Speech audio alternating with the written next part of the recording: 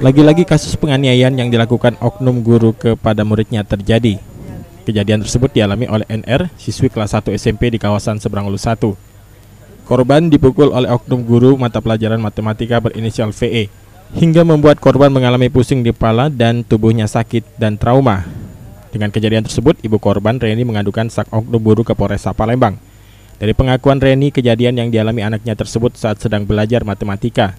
Oleh sang guru, korban ditampar dan diterjang bahunya hingga korban kembali ke rumah sambil menangis. Jadi tanya cak mano kata ayahnya kau dini. Kepala aku ditabok ya, diterjang ke, aku terbanting, diseret ke kantor katanya. Kayak itu kan. Jadi mana tuh oleh masalah apa Nurul? Masalahnya apa? Masalahnya sekelas itu tuh ngapus papan tulis. Aku tuh ikut juga, tapi aku cuma seangko ya katanya. Yang lain-lain itu cuma di ini kebaik katanya aku di itu.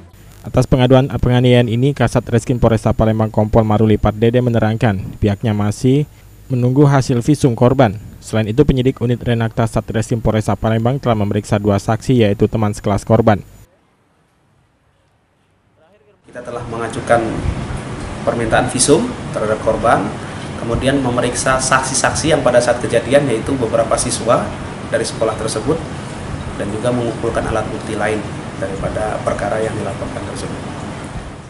Sementara atas adanya kejadian penganiayaan yang dialami korban MR, kepala sekolah tempat korban belajar, yaitu M. Hussein, saat dikonfirmasi menjelaskan pihaknya masih menunggu proses penyelidikan polisi.